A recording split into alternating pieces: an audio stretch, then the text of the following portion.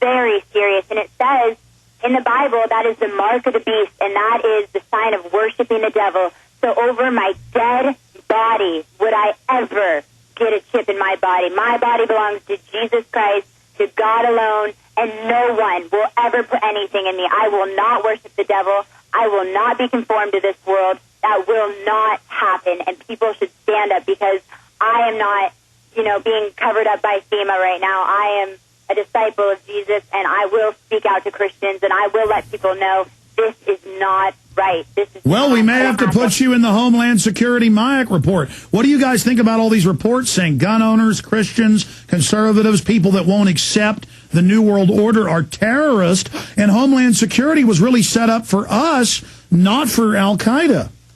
I mean, it's just so terrifying if you look at history. When they start taking away your gun rights, just like Hitler did, just like Mussolini did, just like Mao Zedong did, it's like, that's when you know. I mean, I need to learn the Constitution way better, but I know there's, you'll know the quote, but something about when the lawful take away your guns, they become the unlawful. Is that it? Well, yeah, the Declaration of Independence states over and over again that when the government becomes abusive and oppressive, it's your right to go up against them, and that the Constitution and Bill of Rights only points out your God-given rights you already had. It's kind of like they had laws that black people weren't human beings, but natural law said they were human beings and had a right, if somebody was beating them over the head with a bullwhip, to jerk the whip away and kill the person that was doing it. So kind of like Nazi Germany, they said, Hitler said it was his law that he could kill whoever he wanted, but the people really had a right to stand up against Hitler and try to stop him. So, I mean, that's really what's happening there, is that tyranny always tries to disarm the people. What are your friends saying in the last few months as you guys have been kind of getting away from being so obsessed with image or TV or success and fame, which is the number one goal of most people now in the United States and worldwide, into these type of subjects? What are your friends and family and neighbors and colleagues saying?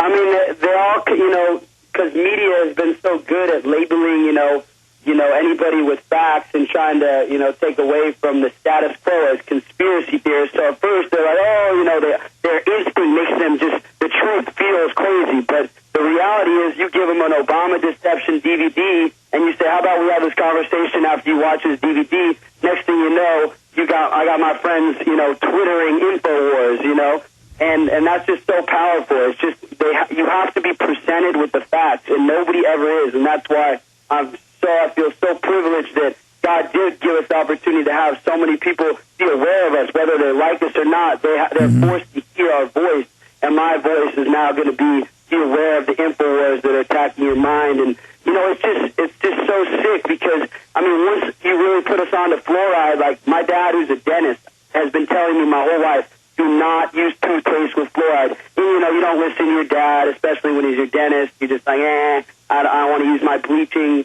toothpaste. I'm not listening to you. And then I watch your documentaries and all the science about, what fluoride does and how they use fluoride in concentration camps. And fluoride was the first thing put in the water for the Iraqi people. And it's like, now, do you know how hard it is for me to go to the market and even find a drinking water bottle that says fluoride free, or even to find a toothpaste that says fluoride free? Like, I'm trying to stock up on these because they don't even exist anymore. Yeah, what a small world. My dad's a dentist, too.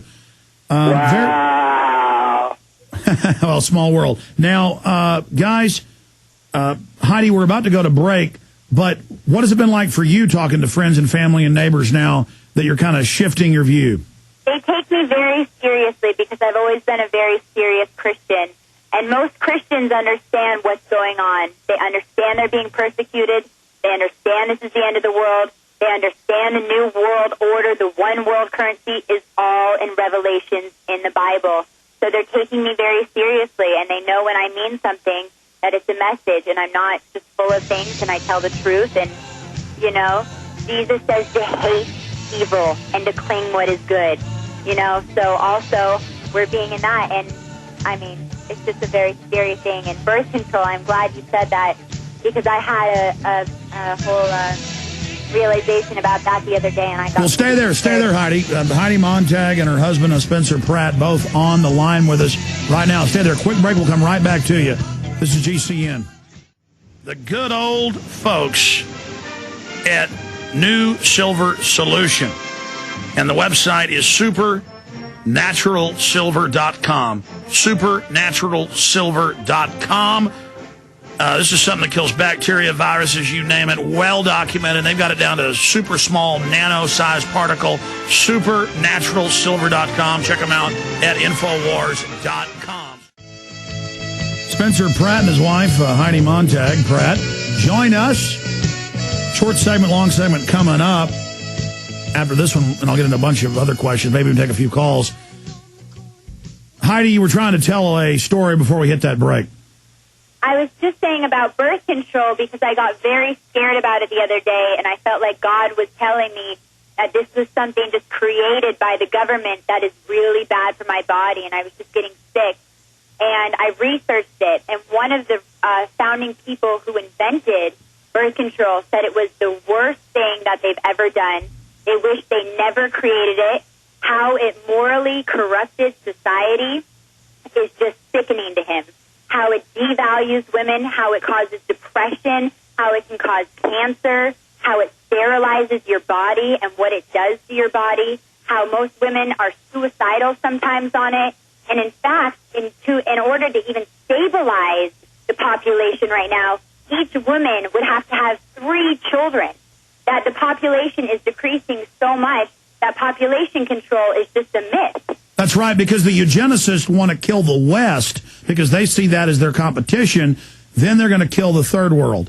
But that's the key for all these racist white people that go, yeah, kill the Africans, kill the Asians, yeah, we need to get rid of them. They're being reduced as well. And exactly, Europe's got 1.3 population. The United States, if you take out the illegal alien influx, it's about 1.4.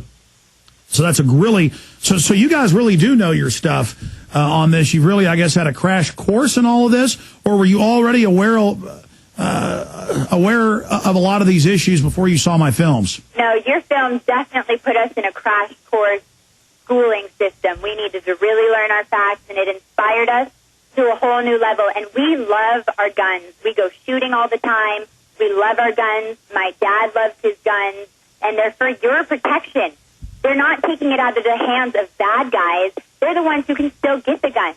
They're the ones who will have the guns in the streets, and the people, the police officers who, abuse their authority, as I've seen many times in your tapes. It makes me disgusted, and I hate what is evil, and I feel so bad for the people in this world because they just have no idea what's going on. And I'm praying for this world, and I'm praying for Obama, and I'm praying that these people will somehow get a conscience or something, because it's just sick and saddening, and I know the end is very near.